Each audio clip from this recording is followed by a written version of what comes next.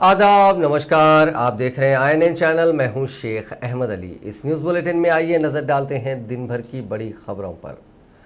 तेलंगाना हुकूमत हमेशा गरीबों, मिस्कीनों और ज़रूरतमंदों के साथ है। साल गुज़िश्ता की तरह इस साल भी तेलंगाना वक्फ बोर्ड की जानिब से 2500 रमज़ान राशन किट्स की तकसीम के मौके पर तेलंगाना के वज़ीर दाखिला मोहम्मद महमूद अली ने हज हाउस में राशन किट्स की गाड़ियों को सब झंडी दिखाने के बाद सहाफ़ियों से बात करते हुए इन ख्यालात का इजहार किया।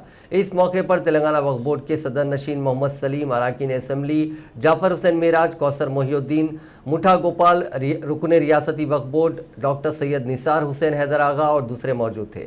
वज़ीर दाखिला ने हाई कोर्ट के अहकामात का हवाला देते हुए कहा कि तेलंगाना रियासत में हर किस्म के इज्तिमात पर रोक लगा दी गई है। इसीलिए उन्होंने अवाम से अपील की है कि ईद उल फितर की नमाज मकामी मसाजिद में अदा करें। अगर जगह की कमी हो रही है तो एक मस्जिद में अलहदा औकात में एक से ज़ायद जमातों का एहतमाम करें।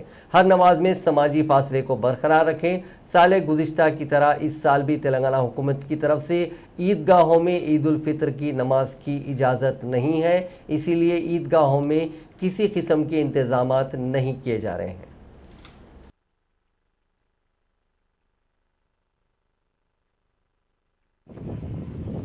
हेड ऑफिस पर यहाँ से राशन किट्स तमाम सिटी के जितने कॉन्स्टिट्यूंसी हैं वहाँ पर भेजे जा रहे हैं। उसके लिए आज हम लोग यहाँ पर आए हैं। मैं ख़ासतौर से वक्फ बोर्ड के चेयरमैन साहब और उनके मेंबरान का शुक्रिया अदा करता हूँ कि पिछले साल की तरह इस मरतबा भी रमज़ान में उन्होंने रमज़ान गिफ्ट बनाकर सप्लाई कर रहे हैं। और ख़ासतौर से कोविड के अंदर तो हमारे मुकामी MLA साहब जाफर हुसैन साहब और बशीराबाद के MLA गोपाल साहब, कारवान के MLA कौसर मोहिउद्दीन साहब, हमारे मेंबर साहब आगा साहब और बहुत से हमारे यहाँ पर लोग हैं, CO साहब वक्फ बोर्ड के और दीगर हजरात। हुकूमत की तरफ से मुकम्मल कोशिश की जा रही है कि इस कोरोना में, इस कोविड में किस तरह काबू पाया जा सके। तमाम जितने सरकारी दवाखाने हैं वहाँ पर बेड का इजाफा किया जा रहा है। हमारे CM साहब बहुत रात दिन इस पर लगे हुए हैं कि यहाँ के आवाम को कभी भी ऑक्सीजन की तकलीफ ना हो, जो दवाखानों में शरीक है और कुछ लोग घरों पे भी इलाज कराएं, उन्हें ऑक्सीजन सिलेंडर मुहैया किया जाए। हुकूमत बहुत सीरियस है और CM साहब बहुत सीरियस से काम कर रहे हैं और हर इंसान का फ़र्ज़ बनता है कि दूसरों की मदद करे। हमारे वक्फ बोर्ड की जानिब से जो लोगों को राशन किट दिए जा रहे हैं, यकीनन ये एक इंसानी हमदर्दी है, एक भाईचारगी है। तमाम कॉन्स्टिट्यूंसी में एक साथ दिया जा रहा है, उसके लिए मैं शुक्रिया अदा करता हूँ। और आवाम को एक बात बताना चाहता हूँ कि कोविड की वजह से बहुत परेशान है। हम भी जब लोगों के फ़ोन आते हैं तो हमारे आंख में आंसू आ जाते हैं। इतने परेशान है लोग कि हम अंदाज़ा नहीं कर सकते। हुकूमत मुकम्मल जितनी तरीके से हमारे CM साहब पूरी कोशिश कर रहे हैं। जिस तरह सारे हिंदुस्तान में हमारी स्टेट के अंदर कोविड-19 को बहुत अच्छी तरीके से पिछली मरतबा भी कंट्रोल किया गया। अभी भी मैं तमाम आवाम से गुजारिश करता हूँ कि वैक्सीन लिया जाए। वैक्सीन की बड़ी अहमियत है। जब तक हम मुकम्मल वैक्सीन नहीं लेंगे इस पर हम कंट्रोल नहीं कर सकते। वैक्सीन लेना एक पहला फ़र्ज़ बनता है। सभी लोगों से गुजारिश है। और अभी जिस तरह तेलंगाना के जिले रंगारेड्डी के देवर यमजाल इलाके में अराजियात पर गैर मजाज कब्जों के मामले पर जारी तनाज़े पर तेलंगाना हाईकोर्ट ने कई सवालात उठाए। ईटला राजेंद्र, जिनको तेलंगाना की काबीना से बरतरफ कर दिया गया था, उन पर देवर यमजाल इलाके की अराजियात पर गैर मजाज कब्जों का इल्ज़ाम है। इस मामले की समाअत के दौरान बेंच ने सवाल किया कि एक ऐसे वक्त जब कोरोना से अवाम की अमवात हो रही हैं, उस पर इतना रद्दअमल जाहिर नहीं किया गया, तो फिर इस मसले पर क्यों रद्दअमल जाहिर किया जा रहा है। कोरोना के बहरान के वक्त 4 IAS ओहदेदारों के जरिए क्या जांच करनी चाहिए, जिस पर एडवोकेट जनरल ने रद्दअमल जाहिर करते हुए कहा कि सिर्फ इब्तदाई जांच के लिए ही कमेटी की तश्कील अमल में लाई गई है। कमेटी की रिपोर्ट की बुनियाद पर कानून के मुताबिक इक़दाम किए जाएंगे। अदालत से एडवोकेट जनरल ने कहा कि उन अराजियात पर तामीर करदा गैर मजाज तामीरात को मुनहदम नहीं किया गया है, जिस पर बेंच ने पूछा कि किसी भी इब्तदाई जांच के लिए क्या नोटिस दी गई है। अदालत ने इस खुसूस में इल्ज़ामात का सामना करने वालों को नोटिस जारी करने की हिदायत दी। साथ ही अदालत ने कहा कि इल्ज़ामात का सामना करने वालों को चाहिए कि वो जांच में ताउन करें। कमेटी को साथ ही ये भी हिदायत दी गई कि वो उनसे तफसीलात हासिल करते हुए रिपोर्ट अदालत में पेश करे। अदालत ने अर्जी गुजारों की अराजियात में मुदाखलत न करने की हिदायत देते हुए उबूरी अहकाम जारी किए। अदालत ने एंडोमेंट डिपार्टमेंट को हिदायत दी कि वो मुकम्मल तफसीलात के साथ रिपोर्ट दाखिल करे। तेलंगाना के पेद्दपल्ली जिले में जिला परिषद सदर नशीन पी मधुकर को, जो 30 अप्रैल से लापता था, रायदुर्गम पुलिस ने हिरासत में ले लिया। पुलिस ने कहा कि मधुकर से पूछगछ की जा रही है, वो गुज़िश्ता 10 दिनों से क्यों रोपोश हो गया था। खबर अजीम पुलिस ने उससे तेलंगाना में सनसनी फैलाने वाले एडवोकेट जोड़े के कत्ल की वारदात के सिलसिले में पूछगछ की थी। एडवोकेट वामन राव और उनकी अहलिया एडवोकेट नागमणि को बड़ी ही बेदर्दी के साथ कत्ल कर दिया गया था। वामन राव के वालिद किशन राव ने हाल ही में उनके बेटे और बहू के कत्ल के सिलसिले में एक और शिकायत पुलिस से की थी। शिकायत की बुनियाद पर पुलिस ने जिला परिषद सदर नशीन को हिरासत में लेकर उससे पूछगछ की थी। मधुकर साबिक वजीर ईटला राजेंद्र के करीबी समझे जाते हैं, जो राजेंद्र की जानिब से मुबैना तौर पर अराजियात पर कब्जे के वाक़े के सामने आने के बाद से लापता थे। उनका फोन भी स्विच ऑफ था। पुलिस ने यह वाज़ेह नहीं किया कि किस मामले में उनकी गिरफ्तारी हुई है। मधुकर एडवोकेट जोड़े के कत्ल की वारदात में इल्जामात का सामना कर रहे हैं। तेलंगाना के महबूबाबाद जिले में किसानों के एहतजाज के सबब कुछ देर के लिए कशीदगी फैल गई। धान की खरीदारी न करने का इल्जाम लगाते हुए वरंगल खम्मम कौमी शाहराह पर उन किसानों की बड़ी तादाद ने एहतजाज किया। इन किसानों ने धान और दीगर अजनास की फौरी खरीदारी का हुकूमत से मुतालबा किया। इस अहम शाहराह पर किए गए एहतजाज के नतीजे में तकरीबन 1 किलोमीटर तक गाड़ियों की आमद और रफ्त मुतासिर हुई। इत्तला मिलते ही पुलिस वहां पहुंची, जिसने उन किसानों को समझाकर वहां से हटाने की कोशिश की। ताहम पुलिस को इसमें नाकामी का सामना करना पड़ा। बरहम किसानों की पुलिस से बहस व तकरार, धक्कम पेल भी हो गई। पुलिस ने किसानों को एहतियाती तौर पर हिरासत में लेकर पुलिस स्टेशन मुंतकिल कर दिया। उन किसानों ने अपने मुतालबात की हिमायत में नारेबाजी की। आंध्र प्रदेश के जिले कड़पा के चूने की कान में हुए धमाके में 10 मजदूर हलाक हो गए। ये वाक़या हफ्ते की सुबह जिले के मामलापल्ली गांव में पेश आया। इस वाक़े के वक्त कान में 40 मजदूर काम कर रहे थे। ज़राए के मुताबिक पत्थरों को तोड़ने के लिए इस्तेमाल होने वाली धमाकू अशिया फट पड़ी। ये वाक़या उस वक्त पेश आया जब मजदूर धमाकू अशिया को अंदर डालने के लिए ग्रेनाइट में सुराख बना रहे थे।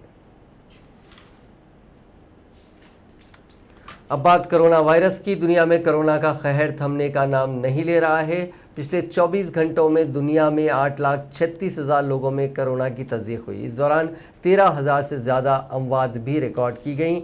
दुनिया में कोरोना के अब तक 15,75,00,000 से ज़्यादा मामले सामने आ चुके हैं। इनमें से 32,84,000 से ज़्यादा लोगों की मौत हो गई है, जबकि 13,50,00,000 लोगों ने कोरोना को मात दी है। फिलहाल 1,91,00,000 लोगों का इलाज चल रहा है। हिंदुस्तान में कोरोना की दूसरी लहर खतरनाक होती जा रही है। बीते 24 घंटों में मुल्क में 4,01,228 नए मुतासरीन मिले, 3,19,469 ठीक हुए और 4,191 की मौत हुई। तेलंगाना में पिछले 24 घंटों में कोरोना के 5,186 नए केसेस रिपोर्ट हुए हैं। कोरोना की वजह से 38 अफराद हलाक हुए। तेलंगाना में अब तक मजमूई तौर पर 4,92,385 कोरोना केसेस रिपोर्ट हुए हैं। इस वक्त तेलंगाना में 68,462 अफराद का इलाज चल रहा है। जीएचएमसी के हुदूद में आज शाम 5:30 बजे तक 904 नए केसेस रिपोर्ट हुए। तेलंगाना में आज से तरजीही बुनियादों पर इस्तेफादा कुनिंदगान के लिए कोरोना टीके का दूसरा डोज दिया जा रहा है। रियासत में तकरीबन 19 लाख अफराद ऐसे हैं जिनको पहला ही डोज दिया जा चुका है और वो दूसरे डोज के मुंतजिर थे। हुकूमत ने ऐसे अफराद को ही तरजीह देने का फैसला किया। रियासत में कोरोना की तलब उसकी सप्लाई से कहीं ज़्यादा है। टीकों की कमी की वजह से पहला डोज रियासत में रोक दिया गया है। तेलंगाना के चीफ सेक्रेटरी सोमेश कुमार ने ओहदेदारों को हिदायत दी है कि वो मुताल्लिका महकमे जात के साथ तालमेल करें ताकि इस बात को यकीनी बनाया जाए कि दीगर रियासतों से हैदराबाद आने वाली ऑक्सीजन को मुंतकिल करने में कोई ताखीर ना होने पाए। वज़ीर आला चंद्रशेखर राव की हिदायत पर सोमेश कुमार ने ट्रांसपोर्ट और आरटीसी के ओहदेदारों के साथ इजलास मुनक़िद किया। इस इजलास में दीगर रियासतों को ऑक्सीजन के टैंकर्स भेजने, उनकी जल्द वापसी के इक़दामात पर तफसीली तबादला ख्याल किया गया। उन्होंने कहा कि हमारी रियासत को उड़ीसा के आंगोर और कर्नाटका के बेल्लारी से ऑक्सीजन लाया जा रहा है। ओहदेदारों को हिदायत दी गई कि वो उन गाड़ियों की मुंतकिली में किसी भी ताख़ीर को रोकने के लिए मैकेनिक्स और दीगर माहिरीन की टीम तश्कील दें। साथ ही पुलिस की स्क्वाड गाड़ियों को भी उनके साथ रखा जाए। उन्होंने कहा कि ऑक्सीजन एक्सप्रेस जो ऑक्सीजन के टैंकर के साथ आ रही है उसके सिलसिले में मुताल्लिका हुक्काम के साथ तालमेल किया जाए ताकि इस खुसूस में रेलवेज की जानिब से बनाए गए ग्रीन चैनल से استفادہ کیا جا سکے۔ انہوں نے کہا کہ اوڈیشہ سے تلنگانہ سفر کی مدت 6 دن کو کم کرتے ہوئے 3 دن کر دیا گیا۔ حکام کو مشورہ دیا گیا کہ وہ ٹینکرز میں مناسب تبدیلیاں کریں تاکہ ان ٹینکرز کو کارگو جہازوں میں آسانی کے ساتھ منتقل کیا جا سکے۔ چیف سیکریٹری نے محکمہ ٹرانسپورٹ کے حکام کو ہدایت دی کہ وہ ڈرائیورز اور میکینکس کی ٹیم تشکیل دیں، ساتھ ہی موجودہ 30 ٹینکرز کے علاوہ بعض مزید ٹینکس حاصل کرنے کے لیے پرائیویٹ کانٹریکٹس کے ساتھ تبادلہ خیال کیا جائے۔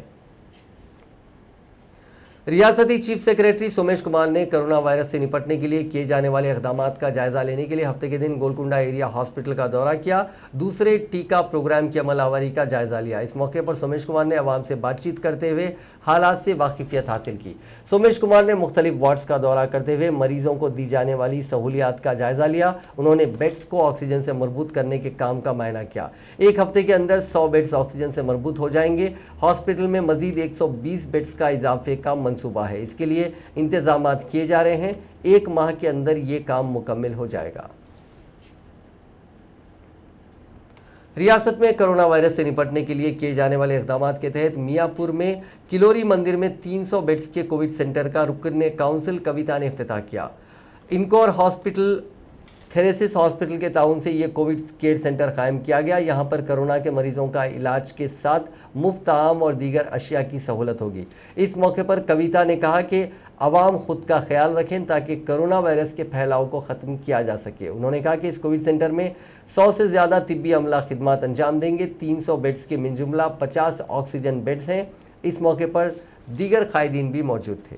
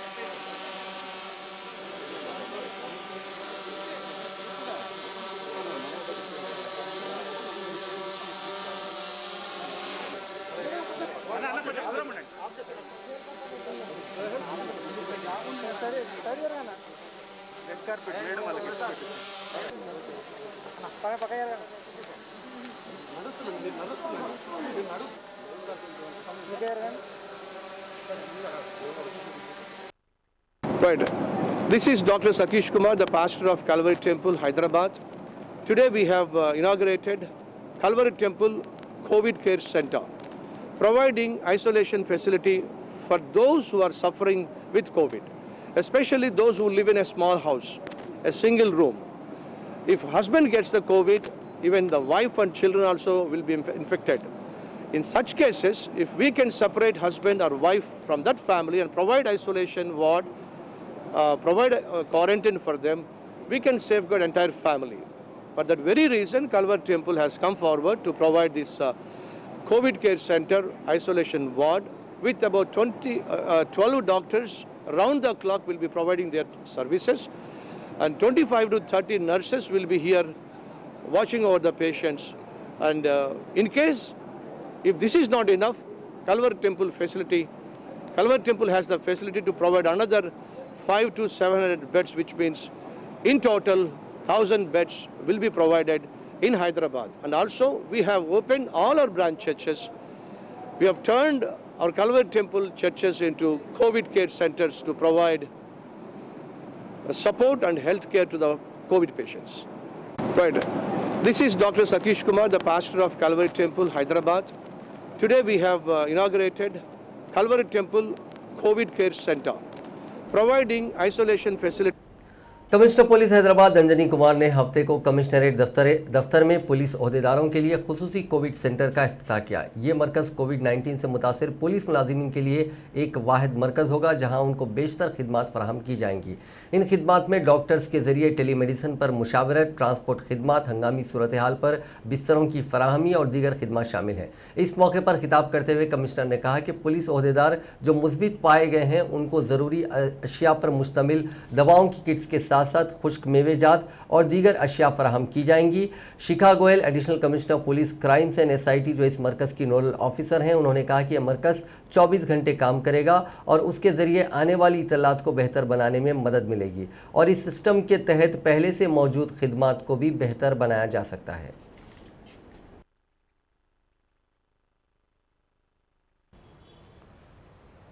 हैदराबाद सिटी पुलिस के तरफ से हैदराबाद सिटी सिक्योरिटी काउंसिल मिलकर हम लोगों ने आज एक बहुत अच्छा फैसिलिटी सेंटर का इनॉग्रेशन किया, जिसका नाम है सहाय।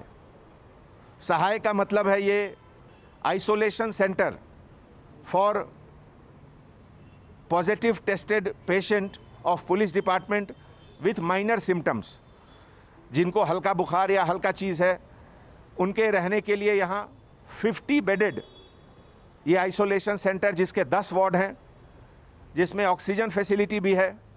और इसमें ये पूरे इनिशिएटिव में हमारे additional commissioner of police crime Shikha Goyal और हैदराबाद सिटी सिक्योरिटी काउंसिल के चीफ एडवाइज़र बर्नी अरुल साहब, प्रशांति मैडम, आनंदिता मैडम, राजशेखर, सब मिलकर हैदराबाद के सभी पुलिस डिपार्टमेंट के vertical heads, additional CP traffic Anil Kumar, additional CP law and order Chauhan, additional DCP Madipati Srinivas, ACP Srinivas, सभी मिलकर, और साथ में सबसे इंपॉर्टेंट जो डेवलपमेंट है, doctor Naveen Chand, doctor Seema care hospital, doctor Nausheen, doctor Maaz और पूरे नर्सिंग और मेडिकल स्टाफ, सब लोग मिलकर एक बहुत ही खूबसूरत, well ventilated, very hygiene facility centre का ये इनॉग्रेशन हुआ।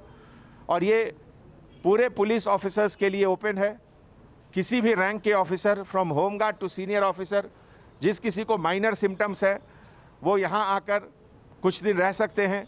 खास करके जिनके घर में रहने की जगह छोटी है, जिनके घर में बच्चे ज़्यादा हैं या एल्डर्स ज़्यादा रहते हैं, तो उनको इन्फेक्शन से बचाने के लिए ये एक फैसिलिटी का क्रिएशन हुआ, जो पेटला बुर्ज में है।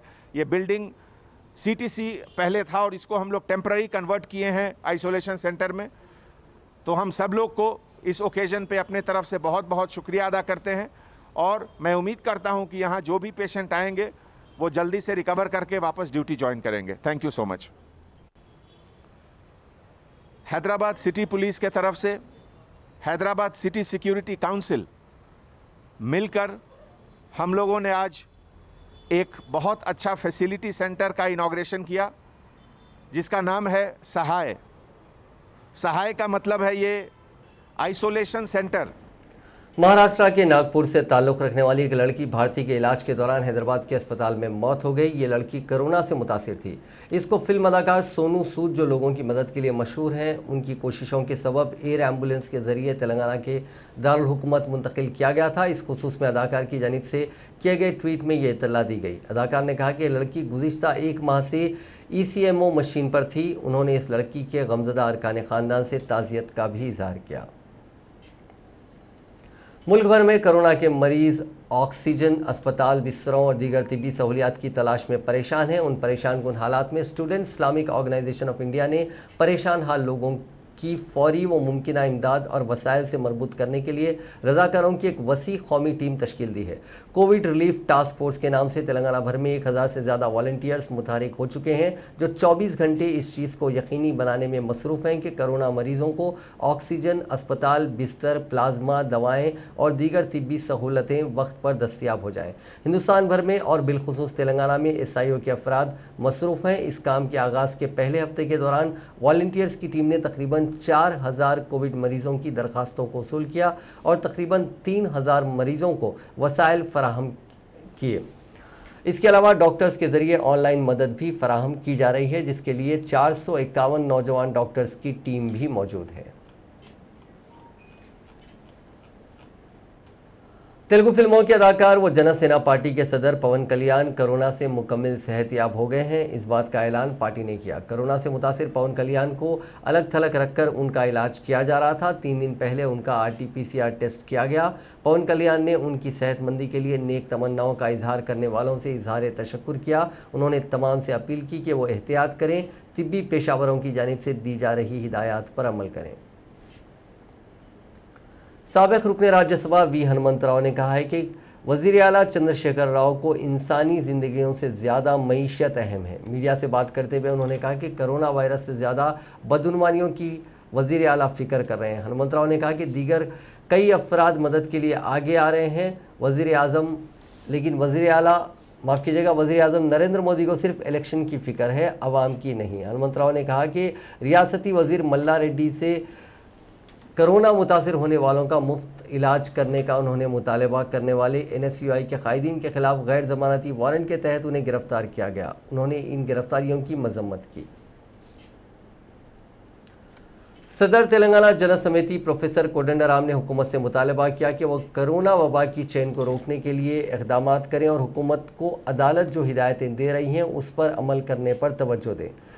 दही सतह पर कोरोना के टेस्ट में इजाफा करने के इक़दाम के अलावा हैदराबाद के सरकारी दवाखानों में ICU बेड्स में इजाफा करने, वेंटिलेटर बेड्स, ऑक्सीजन बेड्स नाकाफ़ी होने की वजह से कोरोना से मुतासिर मरीज खानगी दवाखानों का रुख कर रहे हैं। इसमें इजाफा करने और खानगी दवाखानों में आरोग्यश्री के तहत इलाज करने की सख्त ज़रूरत है। उन्होंने हुकूमत से इस बात का भी मुतालबा किया कि वह LB स्टेडियम में आइसोलेशन सेंटर कायम करें। ఈ విషయము ఇవాళ ప్రభుత్వం అనుసరిస్తున్నటువంటి వైఖరి ఎవరు ఏమైపోతే నాకేంది మందులు ఉంటాయి వేసుకోండి అని చెప్పి చేతులు దులుపుకుంటున్నారు తప్ప గాని ప్రభుత్వం వైద్యాన్ని అందించడానికి ప్రయత్నం చేస్తలేదనేది మేము స్పష్టంగా చెప్పదలిచినాం। ఇవాళ ఇంకొక కీలకమైన అంశం ఏంటంటే మందులు కూడా దొరుకుతలేవు, ఆఖరికి ఆ విటమిన్ మందులు కూడా షార్టేజ్ లో ఉన్నాయని చెప్పి నిన్న పత్రికలు రాస్తా ఉంటే కావలసిన మందులు మీకు దొరుకుతాయని చెప్పి ప్రకటన చేయటం చాలా శోచనీయం। రెమిడిసివిర్ అయితే ఇప్పటికీ బ్లాక్ మార్కెటే, 3,000కు దొరకాల్సింది 30,000కు బ్లాక్ మార్కెట్లో అమ్ముతున్నారు।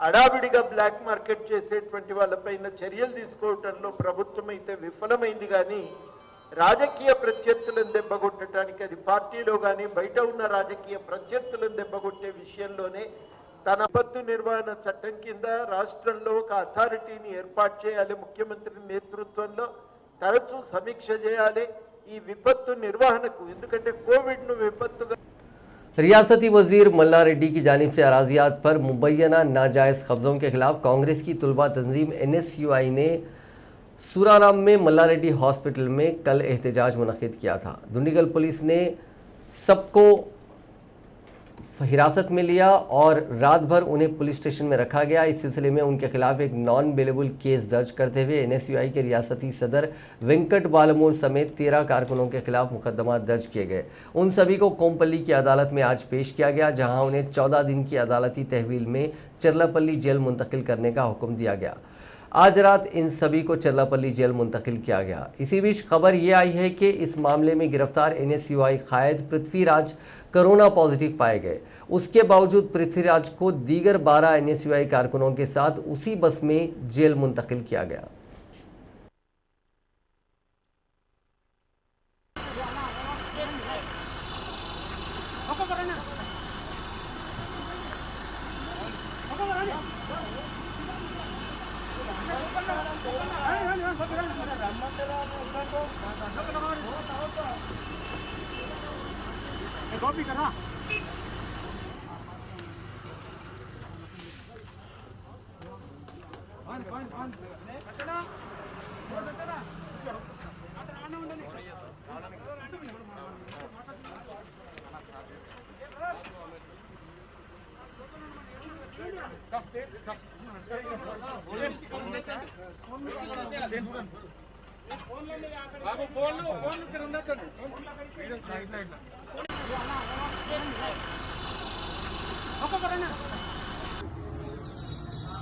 ఈరోజు మేము మల్లారెడ్డి మెడికల్ కాలేజ్ ఏదైతే అక్రమంగా ప్రభుత్వ ఆస్తిని నీ యొక్క అధికార బలాన్ని బలగాన్ని ఉపయోగించి దొంగ డాక్యుమెంట్లు సృష్టించి అన్ని పర్మిషన్లు తెచ్చుకొని నువ్వు ఈరోజు కాలేజ్ స్టార్ట్ చేసినావు, ఏ విధంగా బఫర్ జోన్ లో చెరువులని కప్పెట్టేసి నువ్వు నీ కాలేజ్ బిల్డింగ్ కట్టినావు, మేము వాస్తవాలు కూడా ఈరోజు ప్రజలకు చూపించినాం। ఇప్పటికన్నా మేలుకొని నువ్వు ఒక ఉన్నతమైన పదవిలో ఉన్నావు, నీపైన బాధ్యత ఉంది। ప్రజలని యొక్క విపత్కర పరిస్థితులలో ఈ కరోనాకి సంబంధించి నువ్వు నీ హాస్పిటల్లో అడ్డగోలుగా వేలు లక్షలు దండుకుంటున్నావు। ఇప్పటికన్నా నీపైన బాధ్యత ఉంది కాబట్టి ప్రజలపైన ప్రేమ ఉందని నిరూపించుకోవాలంటే నీ యొక్క ఆసుపత్రిని మొత్తం కూడా కోవిడ్ ఫ్రీ అంటే కరోనాకి ఉచిత వైద్య ఆసుపత్రి లెక్క మార్చాలని చెప్పి మేము డిమాండ్ చేస్తున్నాము। సంబంధించిన రాష్ట్ర ముఖ్యమంత్రి గారికి కూడా చెప్తున్నాము. పిచ్చి పిచ్చి మాటలు, పిచ్చి పిచ్చి చేష్టలు చేసి మీరు యొక్క కరోనా వైద్యాన్ని దారి మళ్లించి రాజకీయాలు చేయకండి. ఇప్పటికన్నా तेलंगाना के जिले रंगारेड्डी के अब्दुल्लापुर मेट इलाके में पेश आए सड़क हादसे में 2 अफराद बशमूल एक डिटेक्टिव इंस्पेक्टर मौके पर ही हलाक हो गया, क्योंकि उनकी कार जिसमें वो सफर कर रहे थे उसने ठहरी हुई लॉरी को टक्कर दे दी। यह हादसा उस वक्त पेश आया जब महलूक अपने बेटे के साथ सूर्यापेट से हैदराबाद जा रहा था। पुलिस ने कहा कि इस इंस्पेक्टर की शिनाख्त सुल्तान बाजार पुलिस स्टेशन से वाबस्ता लक्ष्मण और उसकी बीवी झांसी के तौर पर की गई। इस हादसे में उनका 8 साला बेटा महफूज रहा। पुलिस ने इस सिलसिले में एक मामला दर्ज करके जांच शुरू कर दी है।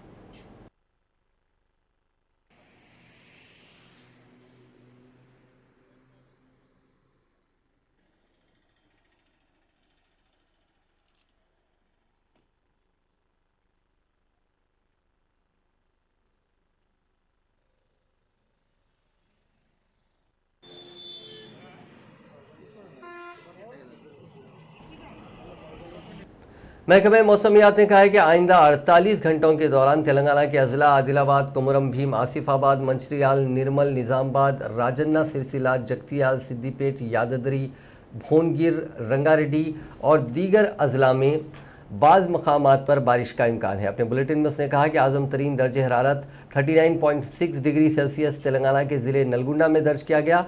हैदराबाद में मैक्सिमम टेम्परेचर 37.1 डिग्री सेल्सियस दर्ज किया गया। मलकाजगिरी इलाके के मिर्जागुड़ा में पेश आए कत्ल की संगीन वारदात में नामालूम अफराद ने रेलवे के मुलाजिम विजय कुमार का बेदर्दी से कत्ल कर दिया। इब्तदाई इत्तलात के मुताबिक किसी वजूहात की बिना पर विजय कुमार पर तेजधार हथियारों से हमला किया गया, जिसके नतीजे में वो शदीद तौर पर जख्मी हो गया। उसको इलाज के लिए रेलवे हॉस्पिटल में शरीक कराया गया था, जहां पर उसकी मौत हो गई। इत्तला के बाद पुलिस ने इस सिलसिले में एक मुकदमा दर्ज कर लिया और तहकीकात का आगाज किया। हिंदुस्तानी बहरिया का माल बरदार जहाज INS विक्रमादित्य में हफ्ते के रोज अली सुबह आग लग गई, लेकिन उससे बहरिया के अहलकारों के साथ साथ जहाज को कोई नुकसान नहीं हुआ। सरकारी जराये के मुताबिक शिप में मामूली आग लगी थी, जिसे बहरिया के अहलकारों ने फौरी बुझा दिया। प्रेस रिलीज में कहा गया कि ड्यूटी स्टाफ ने जंगी जहाज के हिस्से से धुआं निकलता देखा, जिसमें मल्लाहों के लिए रिहाइश थी।